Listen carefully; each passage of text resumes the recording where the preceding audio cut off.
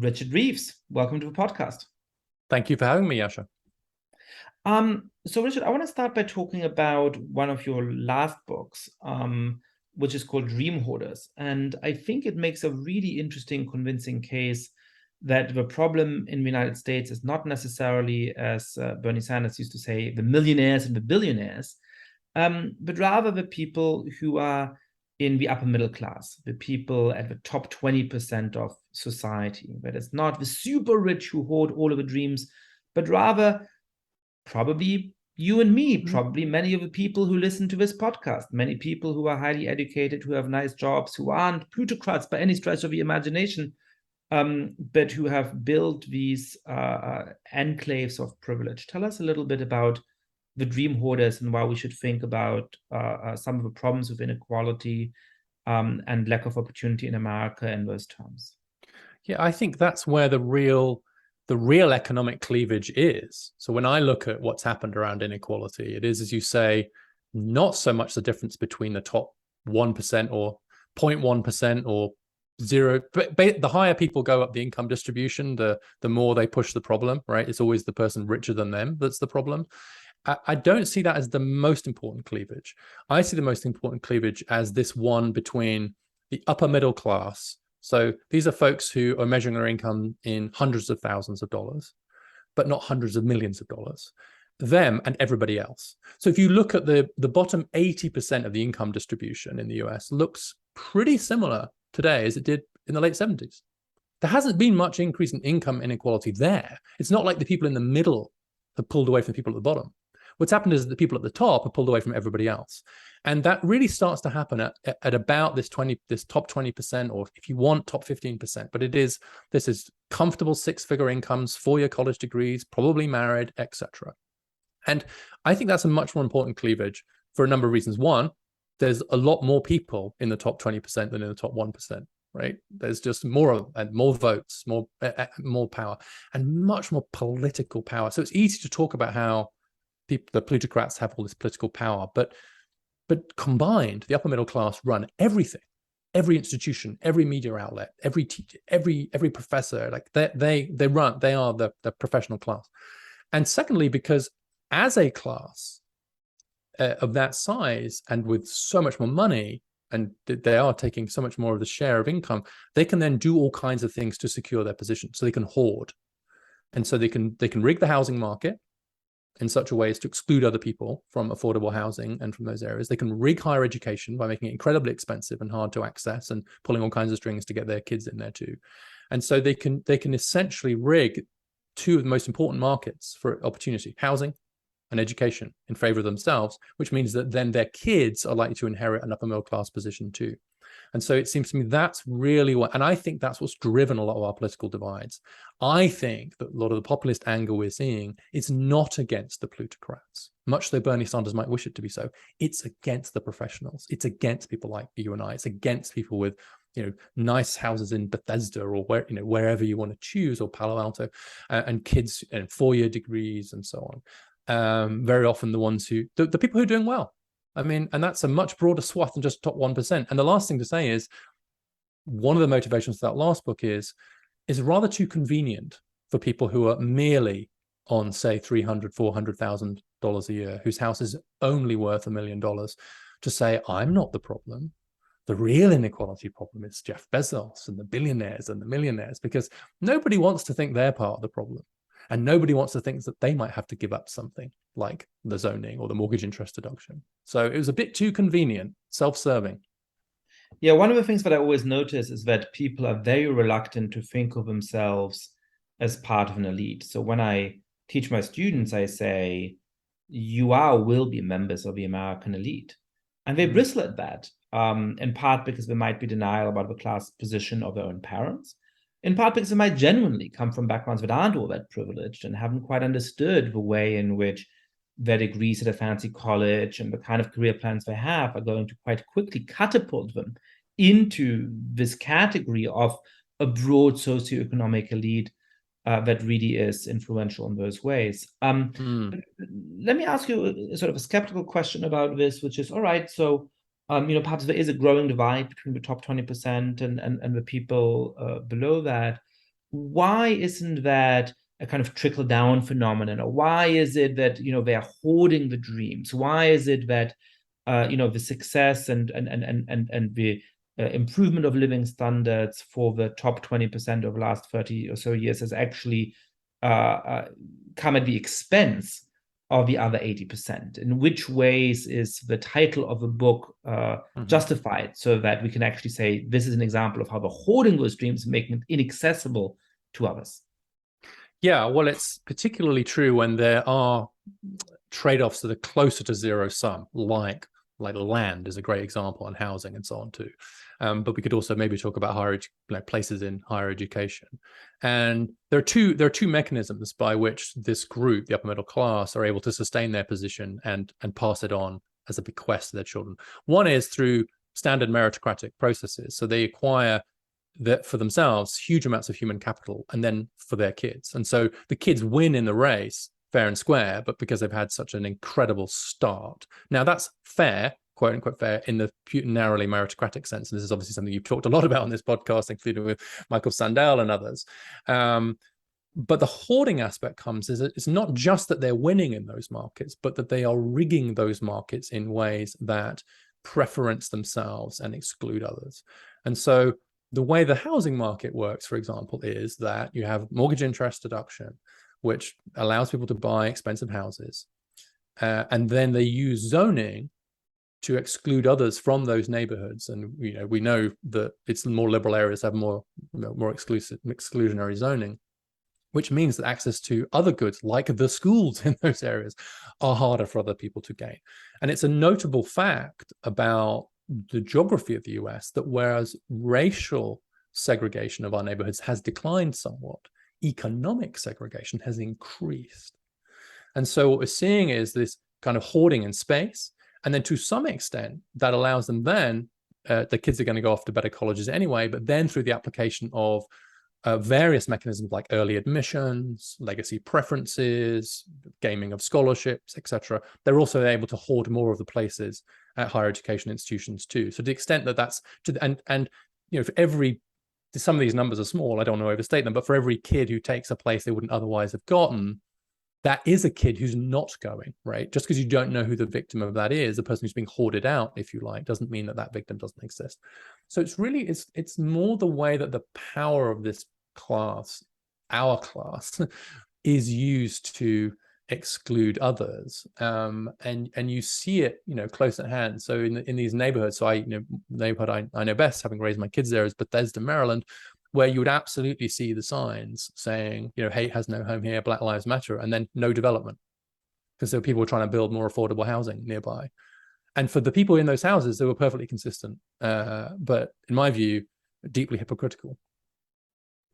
Yeah, I think, we always talk too much about Ivy League universities and so on, but it's also a great example of why you need the top 20% to dream hoard to get to these problematic outcomes. I mean, in terms of justice, it is really enraging when a billionaire gives, a large donation to a university and their mediocre child therefore gets a place at that university. Very, very bad. But obviously, there's not that many billionaires and not that many people who give these huge donations.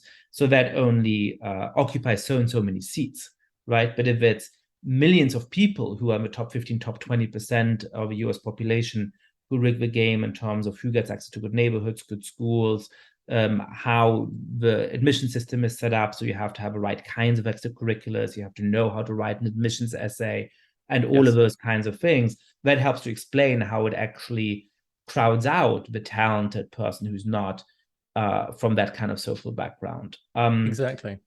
What? Yeah. And it can also be the point you've just made is important, which is sometimes it's as simple as something like resisting attempts to simplify a system.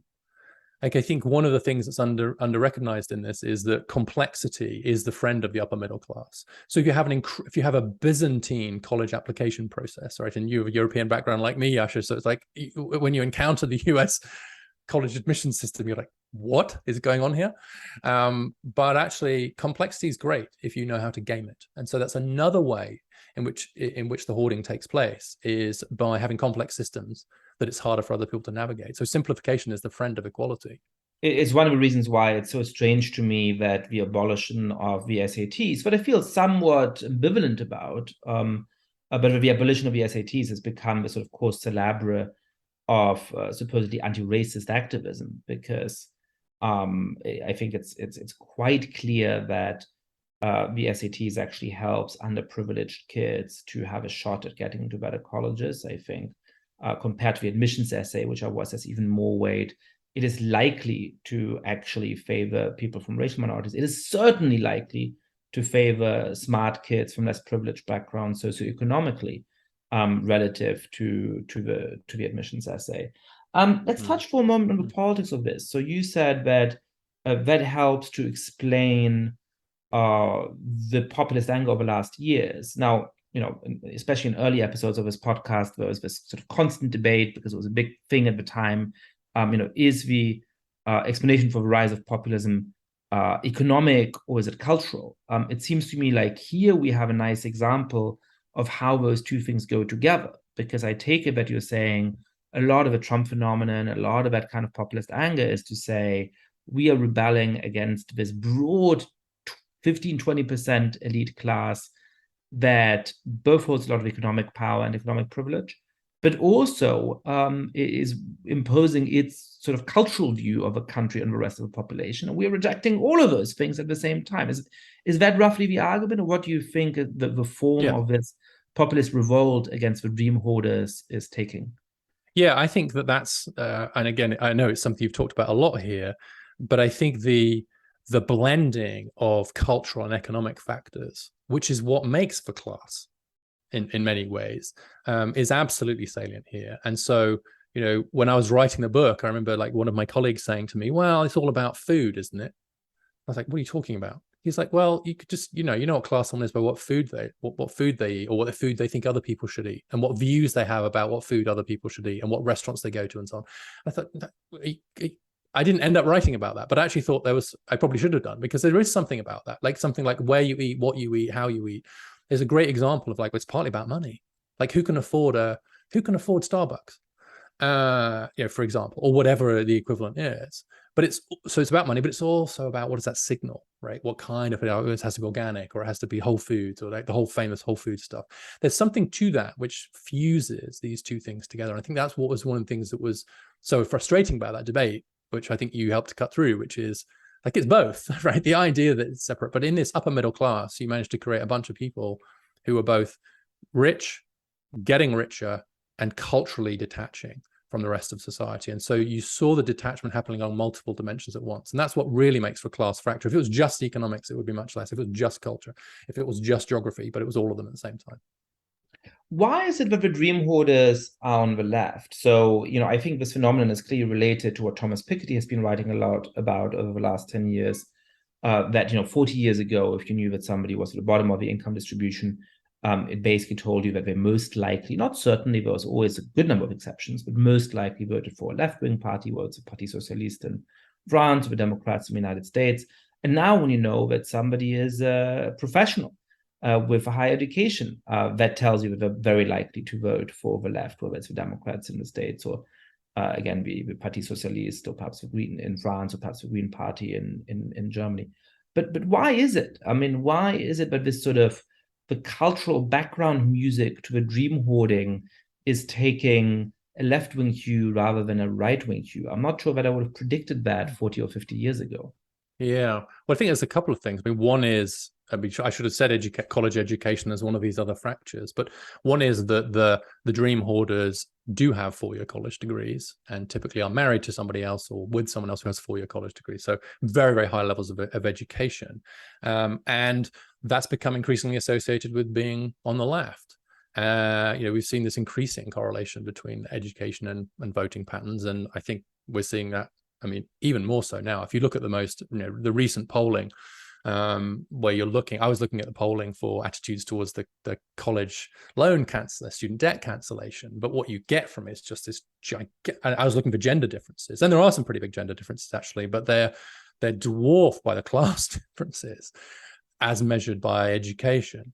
And so I think that's number one. But number two is that actually over time, we are seeing more of the top 20% vote going to the left. That is a trend. But I also think there's something else, which is like it's not all of them by any means. So you are seeing quite a lot of the top 20% still voting Republican, but in a less concentrated fashion. So in a small town, for example, there's going to be a bunch of people who are in the top 20% of even the national income distribution. So it's going to be maybe a lawyer, maybe the guy that runs the secondhand car salesroom, a plumber, just who's doing very well with small businesses. They're going to do the high income, but they're not concentrated in parts of the country where everybody else around them is like them. And so their cultural power is much less. And so it's really when you see the concentration of dream hoarders in certain places, this is like, super zips or whatever you want to call them, that I think that they then have this kind of disproportionate power. And then they tend to be very left and select into neighborhoods that are very left. Thank you for indulging me for talking about your last book, because I know that eventually people get tired of talking about the past work, and especially when they have a really exciting new book coming out, and you have an exciting new book coming out as we're recording this, I think in 2 days, called Of Boys and Men, Why the Modern Male is Struggling, Why It Matters, and What to Do About It. Is the modern male struggling? What's the evidence for that? Why should we think that that is the case? Quite a lot of modern boys and men are struggling in a number of domains, in particular in the education system, in the labor market, and in terms of their relationships within family life. So the answer, of course, for someone who's just written a book about the problems facing boys and men is yes. I think there are a whole series of problems that are facing them, which we can get into. But the broad story here, I think, is that as we have moved towards gender equality generally, as women and girls have caught up with, and in many cases overtaken boys and men on some fronts, that both allows us to, but I also think requires us to take more seriously some of the inequalities that run the other way. And so just to kind of put a couple of data points like on the table to help frame the conversation, the gender gap in getting a 4-year college degree today in the US is wider than it was in 1972 when the Title IX laws were passed, but the other way around. So it's flipped. It was so in 1972, obviously, it was mostly men getting 4-year college degrees. And now it's the other way around. And now it's mostly women, but the gap between those two is wider than it was so it was 50 years ago. 13 men were 13 percentage points more likely to get a 4-year college degree. Now it's 15 percentage points more likely for a woman to get a 4-year college degree. So it's not the women have caught up, that they've overtaken, such that there is now a bigger gender inequality in higher education than when Title IX was passed, but the other way around. And there are lots of other examples. In the labor market, and this is particularly an issue for the US, or it's the sharpest issue in the US, most men in the US earn less today than most men did in 1979. So if you imagine American men as a nation, and we're measuring their position by their earnings alone, they would be poorer. They've gone in the last 4 or so decades, and that's and why is that? Is that just sort of a stagnation of incomes and some decrease in incomes for manual laborers? Is that men dropping out of the workforce altogether? What's driving that? Well, of course, there's a separate problem of some men dropping out of the workforce altogether, but this is, by and large, driven by those who are working. And what we've seen is that a lot of traditionally male jobs, if they haven't disappeared, they've seen significantly reduced wages in areas like manufacturing, heavy industry, and so on, in part because of growing competition from overseas, and in part because of growing competition from machines, from robots. And so what that's meant is that actually the value of that labor has become less, and in particular for less skilled men earning a lot less. Now, there is an argument that I take quite seriously that actually, if we go back to earlier periods, that some of the unskilled men, especially if they were white, were actually being overpaid against productivity. So there was some rent in there as well as a result of very high levels of unionization and the exclusion of other groups who could be competitive, and before international competition came along. And so there is an argument, and people on the right, people like Scott Winship at AEI, make this argument that this is an unwinding of the rents that men were getting before. So they were being overpaid before, and it's correcting now. I think that's part of the story for sure. I think it would be wrong to deny that. But I think the bigger part of the story is just these general economic trends away from these traditionally male jobs have just meant that there's just been this decline, this stagnation in the middle, and even a decline at the bottom. It's worth saying that men at the top of the distribution are doing better than men at the top of the distribution were before. So the dream hoarding men are still doing very well indeed. Thank you very much. They haven't seen increases quite the same as women at the top.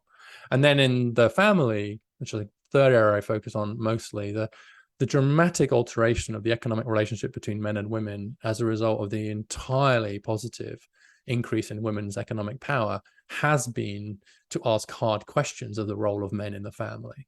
And what that's meant is a really significant shift in terms of marriage patterns, this, again, especially by class. So 40% of children are born outside marriage now in the US. That's 4 times as many as back in the late 70s. But in particular, you're seeing this big social class gradient where marriage has become much, much less common for those lower down the socioeconomic scale. And more importantly, fathers who can't fulfill this obsolete model of fatherhood, which was primarily about breadwinning, are benched. Sometimes they bench themselves, or they get benched by society. Sometimes they get benched by the mothers, if we're being candid. But it's like, okay, well, you can't do what you're supposed to do, which is be a breadwinner. And given the economic trends what I've just described, that's not surprising. And so you're obsolete. So rather than reinventing fatherhood, recasting it for a world of greater gender equality, instead we're just allowing it to become somewhat obsolete. And then we see men getting detached from family life, from their kids as a result. I feel like 5 or 6 years ago, there was a spate of articles arguing, roughly speaking, that the old model of courtship was that a male of professional status, for example, might marry a female who's sort of 1 or 2 steps below in the social rung, right? And so the doctor who marries the nurse, and the lawyer who marries the secretary, and so on. And I suppose those articles made 2 points. One of them was that that actually was a way of limiting the dream hoarding, because there was some amount of class mixity that could happen as a result of that. And the second was that sort of matched the background educational qualifications in the country at the time, for unjust reasons, of course, because many women were excluded from higher education and from real opportunity in that domain, but it nevertheless matched. And that sort of the shift has been to sort of professional men marrying professional women, which means that they suddenly don't just have much higher incomes than they would have done 50 years ago, because lawyers and doctors make a lot more money than they did half a century ago, but they double those incomes, because suddenly it's a couple in which both are doctors or both are lawyers, or one is a doctor and one is a lawyer.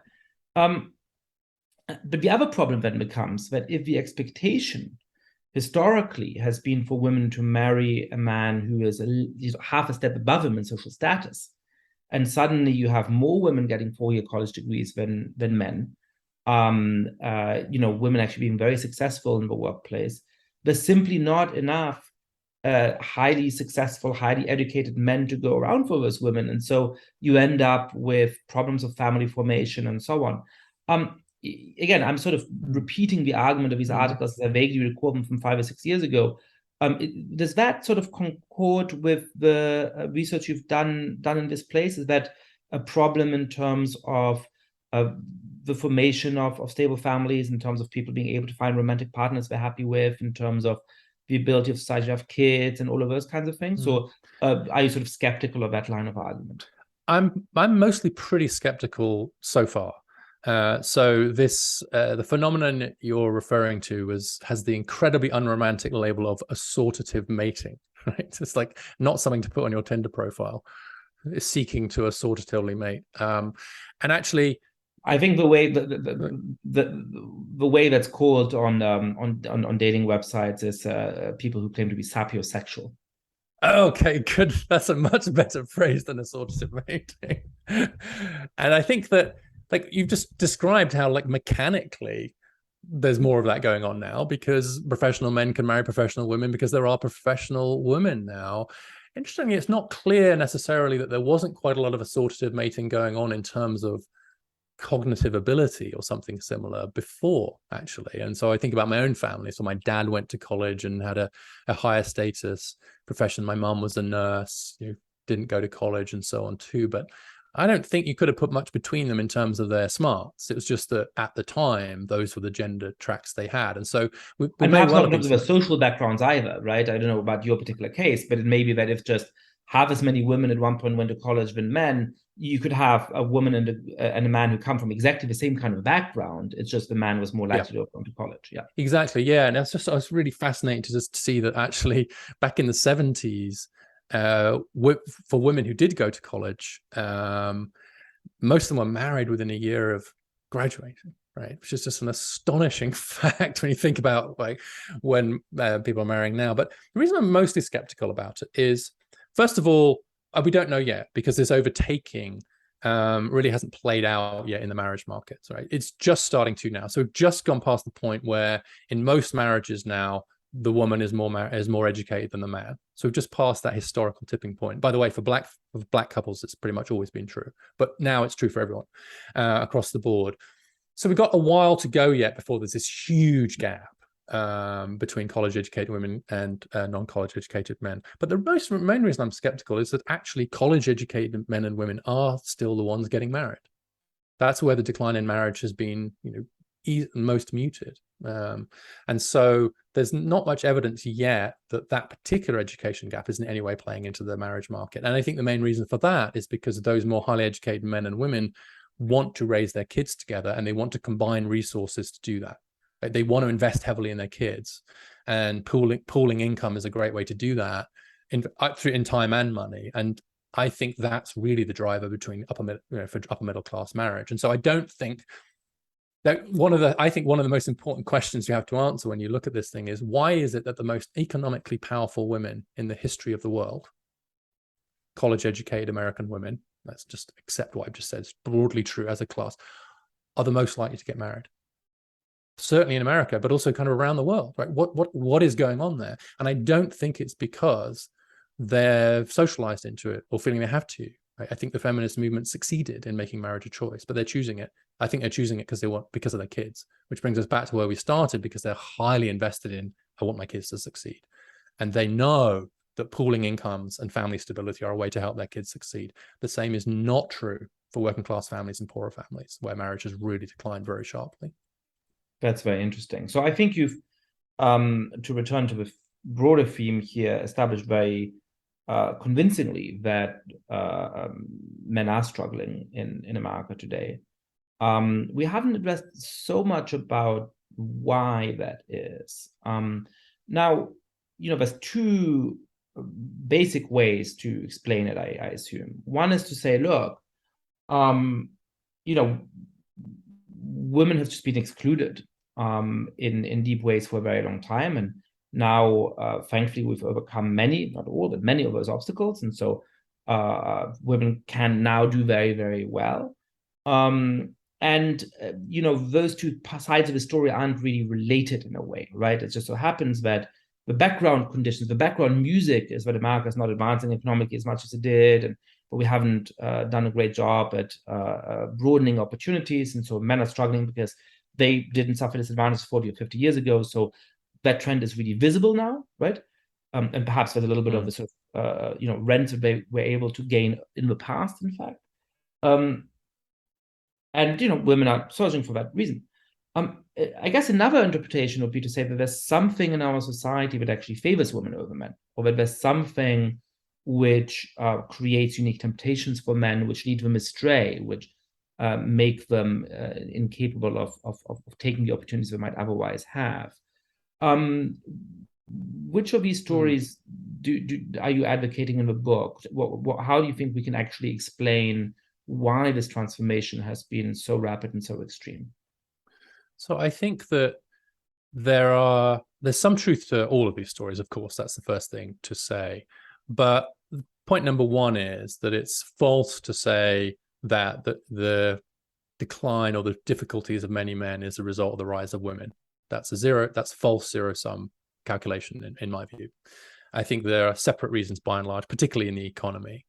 Now, it might be true that some men are feeling a sense of a loss of the status that was automatically attributed to them as a result of being male. One of my former colleagues, Dana Bowen Matthews, she's now the Dean of Law at George Washington, says equality always feels like a loss to the people who were previously unfairly ahead. And I think that's a great phrase. I think there's some of that going on. But I don't think it's mostly that. I think it's mostly just a sense of just in absolute terms, like things aren't going Yeah, well. I'm not in terms of subjective well-being. That's very plausible. I'm a big believer in the It's importance of relative. status in society, and I think a relative decline in status is one of the drivers of populist voting. Quite clearly, Peter Hall and others, very good political science scholars, have shown that. And I think it's perfectly plausible to think that one of the things, sort of psychologically, that ails men in America in 2022 may be, hey, my wife is making more money than me, and you know, that sort of, in addition to the other problems I have, makes me sad or mad or whatever it may be, right? Now, it doesn't explain in any straightforward or any non-straightforward way, I don't think, just the sort of objective statistics you cited earlier about male income declining and so on and so forth. So I agree that on the metric that really matters here, that can't be the explanation. I think that's right. I think clearly there's some adjustment is required, and there's a lag. There's what Andrew Churling calls like a cultural lag as we update, our norms and so on. But like that's not the main reason that men are struggling, and nor I think is it because there's some sort of inherent weakness in men, which is a sort of second one you put forward, which is a sort of which gets dangerously close to the language I really dislike around toxic masculinity, kind of on the left, but also from a sort of Josh Hawley style masculinism on the right, which is that men just need to man up, right? So there's a kind of agreement. Masculinity is the problem in that framing. Either there's too much of it if you're looking at it from the left, or not enough of it if you're looking at it from the right. But either way, it's about the men, and what you're turning it into is a whole series of, it's an individual problem, right? And it's essentially a mass psychological problem, to come back to where we were before. And if men could just get over themselves, or get back to themselves, that they'd be okay. And I think that misstates the problem. I think that the problem is largely structural. I think that there are structural disadvantages facing boys and men in the current education system, which were invisible until the women's movement really took the brakes off what women could do. I think there are structural problems in the economy, which we've already touched on, around some of these decline in these jobs and earnings and so on. And I think there are structural problems in the family, because the basic glue that was used to hold families together, which was the economic dependency of women on men, and therefore the role of men as breadwinners, which tied them to both women and children, has been successfully dissolved by the women's movement. That means that that actually the men who are on the other side of that equation don't quite know what their role is, and they are, as I say, someone's being benched. So in different ways, these are all structural problems. And one of the things I'm at pains to do in the book is to try and point to structural problems facing boys and men rather than individual ones, because too much of the debate has been about how do we fix these boys and men, rather than looking around them at, say, an education system, saying maybe the reason why 1 in 4 boys are now defined as having a developmental disability isn't actually because 1 in 4 of our boys are disabled in that way. Maybe it's the system that's not serving them very well. It's not to say there aren't individual issues here, but I'm very troubled by the fact this is a very, very rare instance of a debate where both left and right are incredibly individualistic in their analysis of the problem, rather than looking at the structures that are affecting us. Yeah, I just, as you were talking, thought of a strange tension in some kind of let me do this again. Yeah, I just, when you were talking, thought of a strange tension in some kind of standard package of left-wing thought, where when it comes to African-American poverty, the work of Ta-Nehisi Coates and others has argued very, very forcefully against the cultural framing, right? Saying, look, like when Barack Obama went to Morehouse College and told Black men or Black fathers to take on more personal responsibility, that is blaming the victim, right? That is individualizing a structural problem in a way that really misses the mark. And then when it comes to boys and men, it is true that actually there is a kind of oddly parallel set of claims often being made, right? Like, why are men struggling? Why are they not being educated and so on? Well, it's because of their toxic masculinity. It's because these sort of cultural pathologies, and it sounds in a certain kind of way awfully similar, right? And so you're right that if we should be skeptical, I guess you could go either way, and there are certainly some differences between the two cases. I don't want to be too glib here, but if you're very skeptical of that explanation for African American poverty, then perhaps one should also be skeptical about explanation for why boys and men are being lagging behind today. Yeah. You should certainly be open. I think at the very least you should be open to that possibility. You shouldn't rule it out at the outset. And a quick example of that, which I did some work on, was the fact that men were so much more likely to die from COVID, just globally and more generally. And so at least 50% more likely to die from COVID. And there were massively higher death rates among men than women in the US, massively higher. And the immediate reaction of people was to say it's because they drink and smoke too much. That wasn't the reason. It's because they refuse to wear masks or get vaccinated. No, case rates were exactly the same. And it turns out there are some biological differences, and it's always been true. The same with SARS and so on. So again, it's like it's just an interesting question. Like, what? That's an interesting. Like, why have twice as many middle-aged men died from COVID as middle-aged women in the US? That's an interesting question, and it may be that it's all about individual factors, pre-existing conditions, but you wouldn't assume that for other groups. So let's look and let's see how much. And it turns out that most of it was biology, and that might be important for public policy. It might or might not be, but it's interesting to me. Just the default was no. It's toxic masculinity is the only thing that could be killing men. And that's not a framing that would be applied elsewhere. And it's in my view, an inappropriate framing, and actually one that, if anything, is counterproductive. Certainly in terms of the political message you end up sending. Well, certainly morally, I think it's just obnoxious to say, oh, 50% more of this group are dying. Well, it must be because there's something wrong or bad about you because you're, engaging in these toxic behaviors. And when, yes, it may well have relevance for how you can educate people or how you might be able to help them stay safe. That depends on the context and so on. Let's go back to this point you were making that actually the structural disadvantages here. Talk us through that in something like the case of education, which I think has the most striking set of disparities. What are the structural disadvantages? I mean, boys, I assume, have access to very similar quality schools than girls. It's not like we live in the 19th century where boys were being sent off if they came from elite families to really wonderful fancy schools, and girls were kept at home to prepare to be good wives and so on, right? It's not like we have the inverse of that going on today, statistically, perhaps in some family, but certainly not on average. So sort of in certain kind of structural terms on the surface, you might say, well, surely boys have the same opportunities because statistically speaking, we're born into the same families with the same socioeconomic standing, and their parents are as keen to give them educational advantages as they are to their daughters. So where's the structural disadvantage here? Yeah, well, it's why the gender gap, of course, is a very interesting one, precisely because everything else equal, boys and girls are born pretty much. It's a social scientist's dream in a certain kind of way, right? Yeah, it's close. Yeah. It's close to random assignment into families, and so the fact you do see these huge gender gaps in education, especially at the bottom of the distribution, I can't emphasize that enough. Right? Just the gender gaps just get bigger and bigger the further down you go.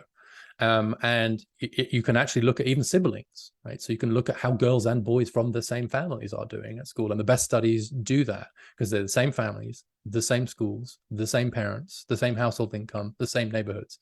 And so you've controlled for a lot of the different factors. And then you see these huge gaps. I think the structural disadvantage is largely a result of two things. The big one is the education system presumes that girls and boys mature at the same rate, and they don't. Boys mature much more slowly than girls, or at different times than girls do. And so chronological age is a proxy for development. Like, when should you start school? When should you move on to the next grade? And so on.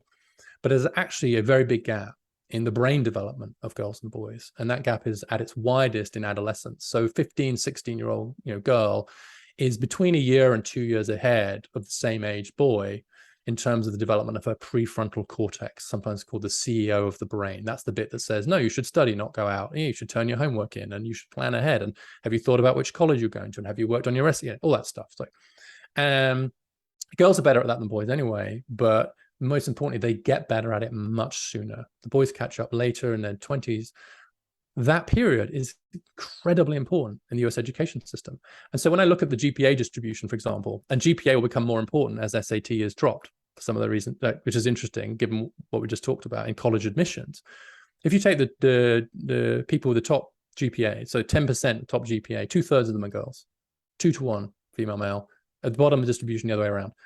That is no surprise to anybody that's actually done any brain science in this area. And so in all the debates about the differences between male and female brains, the biggest one of all is not how they develop, but when they develop.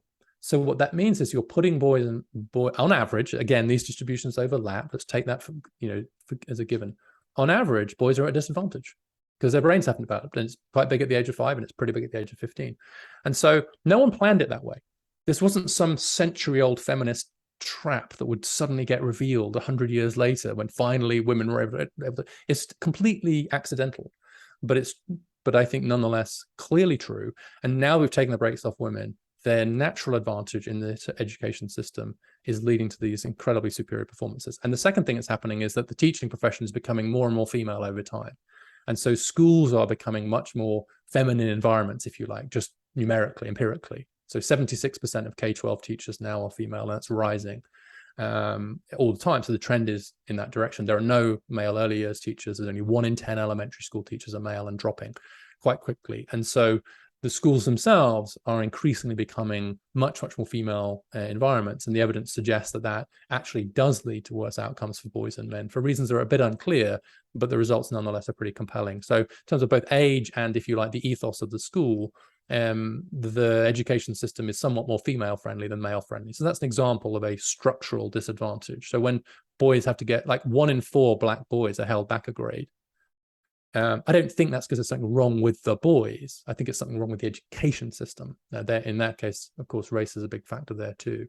So that's perhaps a good, and rather than individualizing that, let's look at the system. It's actually, this is another case where the political scripts of the left and right are flipped.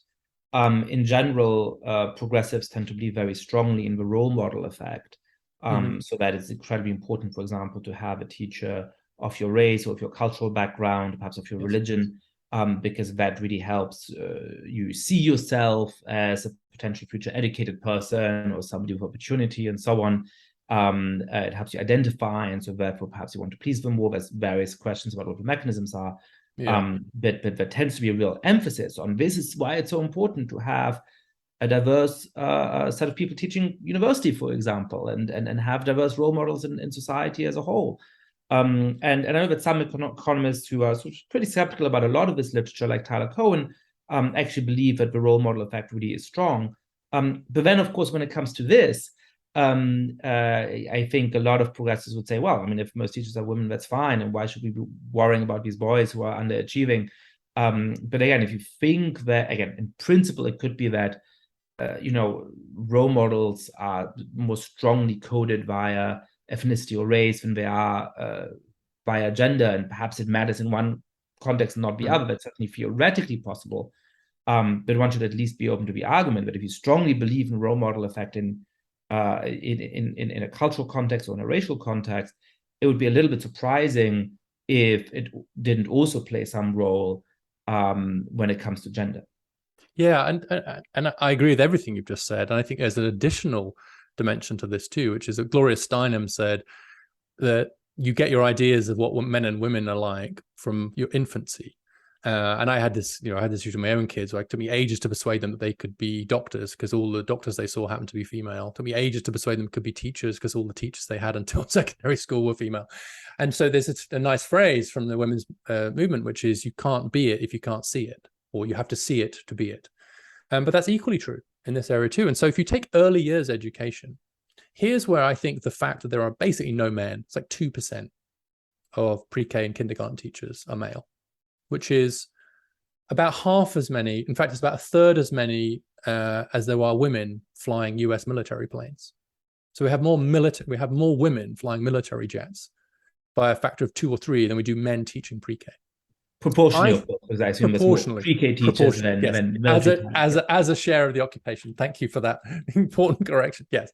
Now I'm going to risk people's wrath here and say I think it's more important to get men into kindergarten classes than it is to get more women into the cockpits of fighter jets. To be clear, I want as many women flying fighter jets as are best at flying fighter jets. Right? As a citizen of the country, I just want the best people shooting down the bad people from our fighter jets. But what message are we sending to our kids if there are literally no men in those pre-K classrooms about the role of men? And so I would have thought that feminists in particular would be all over this issue, saying, look, if we surround our boys and girls just with women in these early education, these educational settings, can we then be surprised if their views about gender are not changing very quickly? So I think there's another reason why the left should be much more concerned about this issue than they are. So, sort of how much of a problem is all of this? Is this about injustice to the individual boys who should have more opportunity and are being denied it? Is this about sort of some economic maximizing? We're behind our potential. Joe Biden likes to say this in all kinds of contexts, right? Like, we have to compete with these other countries and we need to have the potential of everybody, and we're losing, some people who could be productive members of society, but because of these problems, they're not as productive as they might be. Is this a political problem? Is this a problem of polarization in this country? How would you formulate why people who listen to this, who might not along to some of it, but for ultimately, among all the problems of this country, why should this be a priority? Why should we care? Well, I think the first thing to say is that we can think two thoughts at once. We can have more than one problem that we're paying attention to. And so, as it happens, my wife is trying to raise money now for a startup business. And so I know quite acutely that only 3% of venture capital money goes to female founders. So still quite a bit of work to do there, and we could replicate that across other questions and other issues. But I think the really deep problem here is at a couple of levels. One is just basic human flourishing, just a basic sense of, like, in a just society, we pay attention to how people are flourishing as individuals and groups. And so if you have a group that is three or four times more likely to take their own life than another group, which is true for the suicide gap, I'd want to pay attention to that. If you saw a group that was going backwards economically, you'd want to pay attention to that. If you saw a group that was struck, you just purely from the moral perspective of, we want a society where everyone can flourish. I don't know a single parent that doesn't want their son to flourish in the same way as their daughter, and vice versa. Right? I just don't. And I think as a society, that's the right basic message. But I also think, and you've alluded to this too, which is, I think that the failure to address some of these problems sensibly and responsibly creates a very dangerous cultural and political vacuum. I think it's an axiom of politics that if there are real problems that responsible people aren't addressing, irresponsible people will exploit them. I think it's almost axiomatic.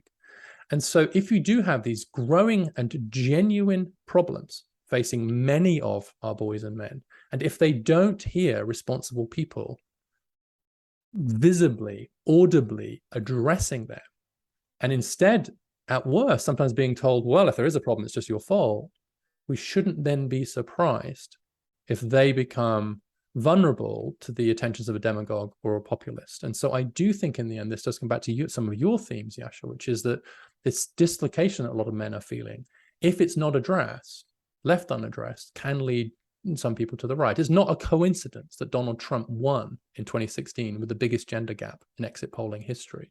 It's not a coincidence he picked up some votes among Black and Hispanic men in 2020, even though he picked up college-educated men back the other way. So the education gap again.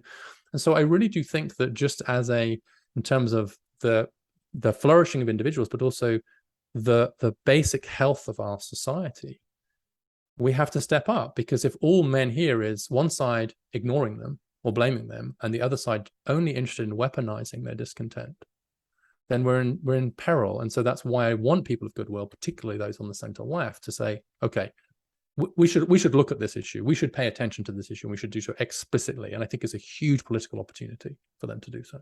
Yeah, I have two thoughts about this. I mean, one is that it's just striking how much of a gender gap there now is in American politics. Not always on the topics where people assume there is one. So polling on abortion, for example, has shown for a long time that there's some difference in intensity of how people who are passionate about this feel.